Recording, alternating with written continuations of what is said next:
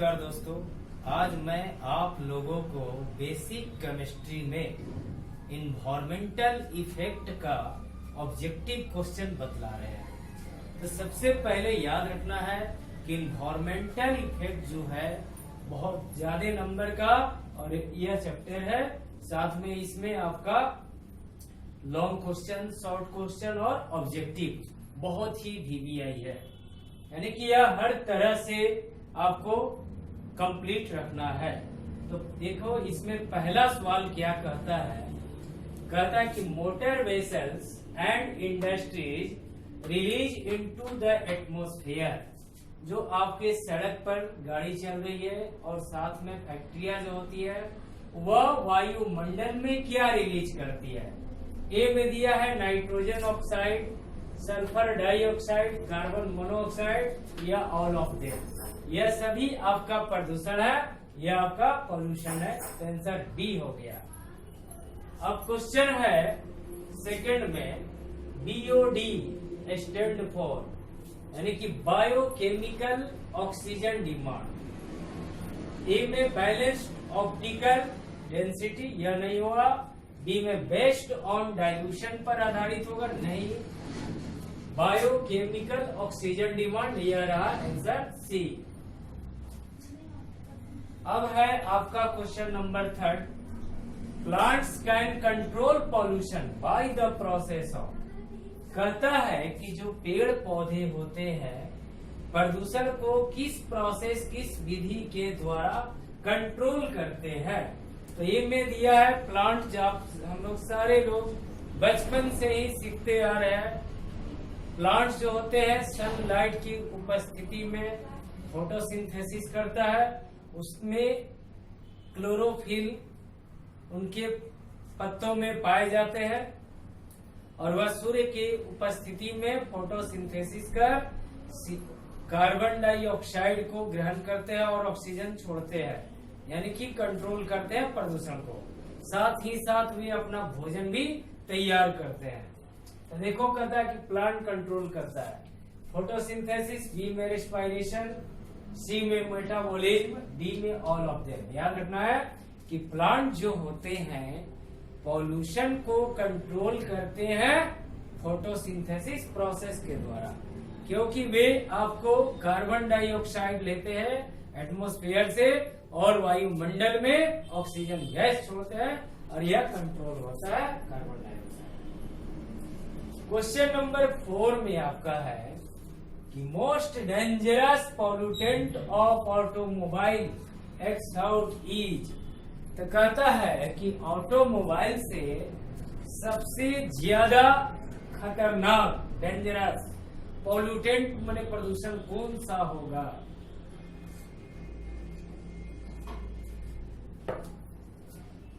आपको ए में दिया गया है कि लेड है, जिसका सिंबल पीबी होता है।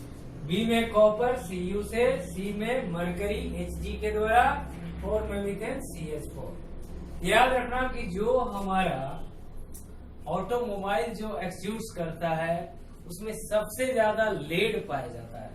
पेट्रोलियम में लेड रहता है, वह इंजन में जाता है, फिर वह एक्सॉस्ट करता है, छोड़ता है लेड को। ध्यान रखना, जिस कारण आजकल आप लोग देखते होंगे पेट्रोल पंप पर लिखा रहता है शीशा रहित पेट्रोल है ना, यानी कि उसमें शीशा नहीं रहेगा, लेड। याद रखना कि लेड ही होता है। फिर कह रहा है every year concentration of carbon dioxide on earth rises by. कहता है कि प्रत्येक वर्ष कार्बन डाइऑक्साइड की मात्रा सांद्रण पृथ्वी पर कितना बढ़ जाती है। आप लोगों को यह हमने एयर पोल्यूशन में बतलाए थे, याद रखना है 0.75 पार्ट्स पर मिलियन होता है। आंसर ये हुआ, कार्बन डाइऑक्साइड की मात्रा प्रत्येक वर्ष 0.75% बढ़ रही है पुराने बुक के अनुसार, और नए के अनुसार और काफी वृद्धि की होगी। इसे आप नोट्स कर लीजिए।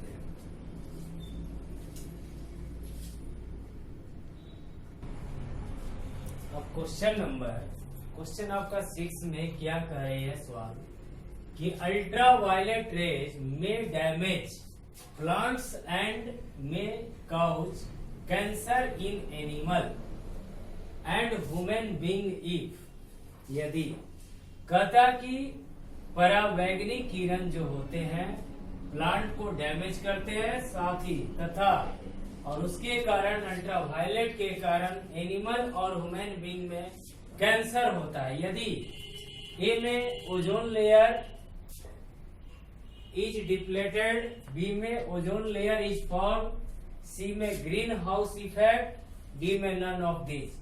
तो अल्ट्रावायलेट रेडिएशन जो होता है सूर्य की परावैंगनिक किरणें होती है जो हमारी ओजोन लेयर के क्षय के कारण होती है। अभी आप लोगों को देख रहे हो कि पूरा वर्ल्ड अभी लॉकडाउन में चल रहा है, जिसके कारण जो हमारा प्रदूषण काफी कम हो गया है, जिसके तहत ओजोन लेयर में जो आपका छेद हो चुका था, होल हो चुके थे, और बहुत सारे काफी हद तक सही जगह हो चुके हैं, यानी कि बंद हो चुके हैं। साथ ही साथ जो आपकी नदियां थी, गंगा, ब्रह्मपुत्र, यमुना, ये सारी नदियां जो है पहले गंदगी से भरे हुए रहती थी, अब वे साफ हो गए हैं। तो याद रखना, यहाँ पर हम लोग अल्ट्रावायलेट रे की बात कर रहे हैं प्रदूषण के में, जिसमें आपका ओजोन लेयर होता है। याद रखना कि ओजोन लेयर क्षय होता है। अल्ट्रावायलेट रेडिएशन कब निकलती है? जब हमारे एटमॉस्फेयर में ओजोन लेयर होता है जो आपका डिप्लेटेड हो जाती है, नष्ट हो जाती है, तब। क्वेश्चन नंबर 7 का है, sewage is broken down in. Sewage जो होता है ब्रोकन डाउन कब हो जाता है? प्राइमरी ट्रीटमेंट पर, सेकेंडरी ट्रीटमेंट पर, या टर्सरी ट्रीटमेंट, या नन ऑफ दिस। याद रखना कि सीवेज जो होता है ब्रोकन डाउन होता है सेकेंडरी ट्रीटमेंट के अंतर्गत यह टूट जाती है। क्वेश्चन नंबर 8 है, the intensity of noise pollution.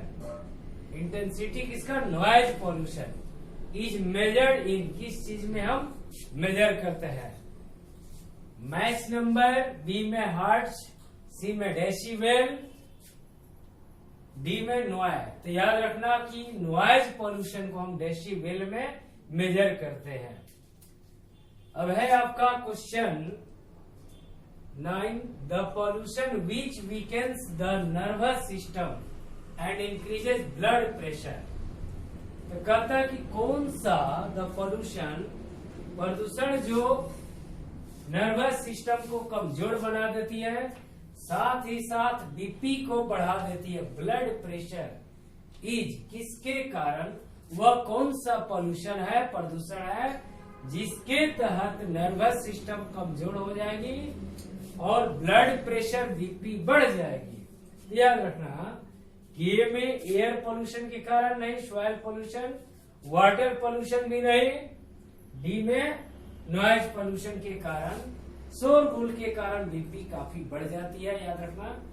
और ये भी याद रखो, इसका एक उपाय हम आप लोगों को आयुर्वेद में बता रहे हैं। आयुर्वेद में अगर किसी भी व्यक्ति हो, भाई हो, बहन हो, माताएं हो, या जो भी लोग हो, उनको अगर बीपी की समस्या हाई हो जाती है, तो उनको याद रखना कि जो पानी आप नहाते हो उस पानी को थोड़ा सा हॉट कर लो, यानी कि गर्म कर लो, और उसमें नमक डाल के, तो कौन सा नमक? काला नमक डालना है ना।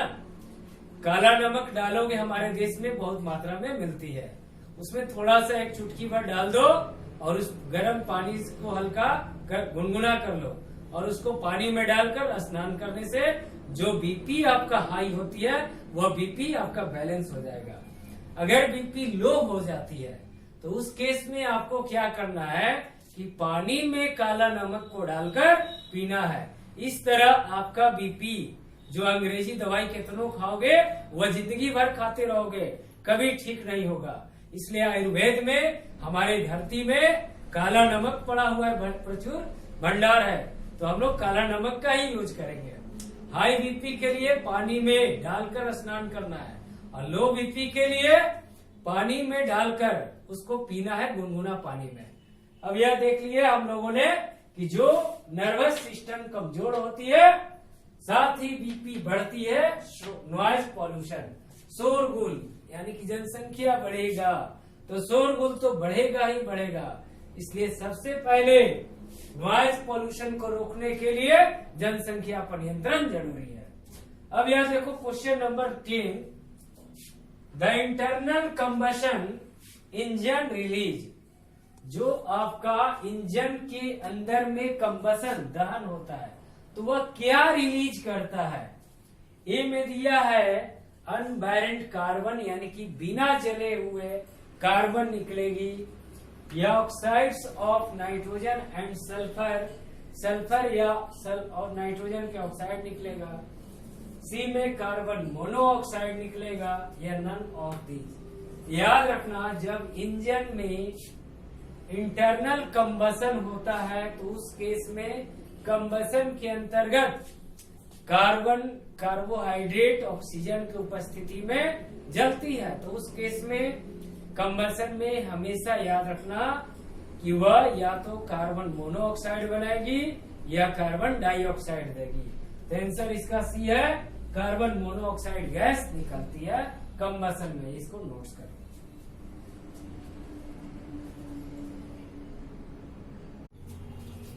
अब आप क्वेश्चन नंबर 11 देख सकते हो। कहता है कि the gaseous substance which combines with haemoglobin and obstructs the passage of blood flow. कहता है कि गैसियस पदार्थ जो हीमोग्लोबिन से, यानी कि ब्लड में हीमोग्लोबिन होता है, कंबाइंस हो जाता है और obstruct the passage of blood flow, और ब्लड फ्लो को, बहाव को रोकती है, ऑब्स्ट्रक्ट करती है। तो वह कौन सा गैसियस पदार्थ है, याद रखना है कि कार्बन मोनोऑक्साइड होता है। फिर क्वेश्चन नंबर 12 में the important gaseous pollutant contributing to acid rain are, कहता कि वह कौन सा महत्वपूर्ण गैसियस प्रदूषण है जो आपका एसिड रेन के लिए कंट्रीब्यूटिंग करता है।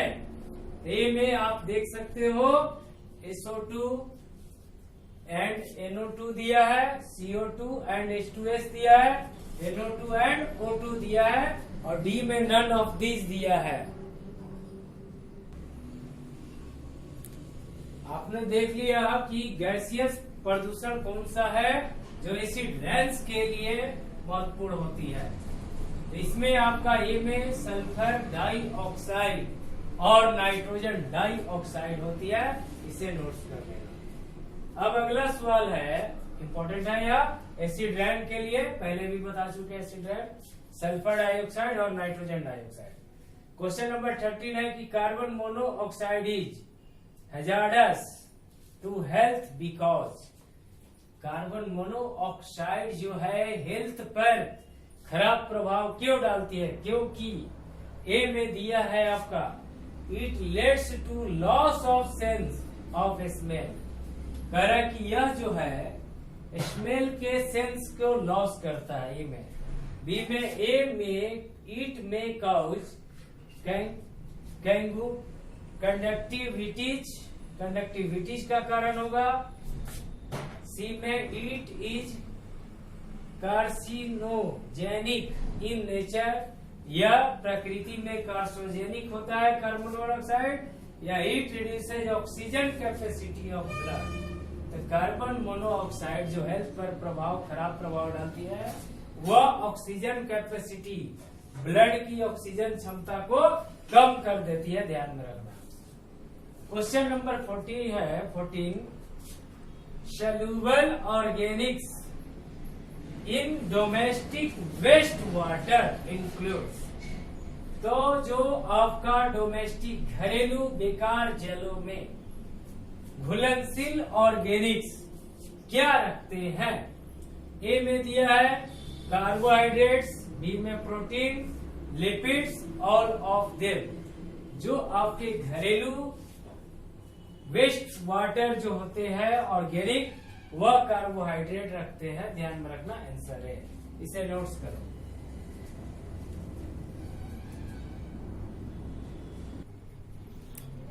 अब आप क्वेश्चन नंबर 15 देख सकते हो कि longer exposure of NO2 gas even in A small concentration में कॉज डिजीज पर्टेनिंग और टू किसके लिए हमारा लॉन्गर एक्सपोजर NO2 गैस कारण, तो ये याद रखना लीवर, लंग्स, किडनी और हार्ट। तो NO2 के लॉन्गर एक्सपोजर के कारण लंग्स हमारा खराब हो जाता है, फेफड़ा। अब यह 16 में a pollutant which reacts with haemoglobin of our blood is, करा कि वह कौन सा प्रदूषण है जो आपका हमारे ब्लड में हीमोग्लोबिन से रिएक्शन करता है। ए में कार्बन मोनोऑक्साइड, बी में नाइट्रोजन, सी में हाइड्रोजन साइनाइड, डी में सल्फर डाइऑक्साइड। तो याद रखना हमारे ब्लड के हीमोग्लोबिन से कार्बन मोनोऑक्साइड प्रदूषण रिएक्ट करती है। फिर कह रहा है 17 में deforestation leads to the formation of, जंगलों को काटने से क्या बनता है? डेसर्ट्स बनता है, ग्रीनरी बनता है, फर्टाइल सॉइल बनता है, नन ऑफ दीज। जंगल को काटेंगे तो एयर पोल्यूशन बढ़ती है, ध्यान रखना। डेसर्ट्स जरूरी नहीं है कि डेसर्ट से ही बने, वहां पर जंगल काट के लोग घर बनाते हैं, खेती बनाते हैं। यह ध्यान में मत रखना कि डेसर्ट से बनता है जंगल काटने से, इनमें से कुछ नहीं होगा। यह प्रदूषण होता है, एयर पोल्यूशन, वाटर पोल्यूशन भी होता है। अब क्वेश्चन नंबर 18 में एन ऑर्डिनरी रेन इज, जो सामान्य वर्षा होती है वह क्या होता है? एसिडिक होता है, slightly acidic, slightly basic, both acidic और बेसिक, और डी में नन ऑफ दिस। तो जो रेन वाटर होती है वह आपका स्लाइटली एसिडिक होता है। आप याद रखना है जब आपका बारिश के दिन आता है, बारिश के मौसम में जो आप सेकेंडरी सेल रखे उसमें वाटर डालते हो सल्फ्यूरिक एसिड और डाइल्यूट सल्फ्यूरिक एसिड का। तो जो आप वाटर यूज करते हो आप डाइल्यूट, तो उस केस में आप जो पहला बारिश रेन होता है, फॉल होता है, तो आप उस पहला बारिश के पानी को, रेन को, वाटर को आप उस बैटरी में डाल सकते हो।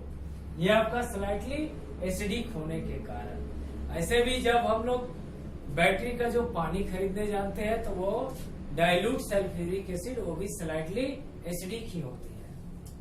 अब यह आप देख सकते हो क्वेश्चन नंबर 19 जो आपको लास्ट बताया। Global warming is result of, कहता है कि ग्लोबल वार्मिंग के परिणाम क्या है?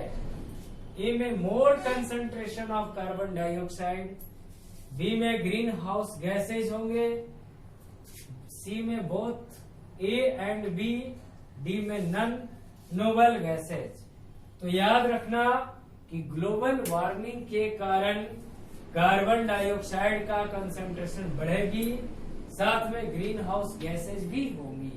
तो यह आंसर बोथ हो गया, ए एंड बी। इसको नोट्स कर लो। मिलते हैं नेक्स्ट वीडियो में।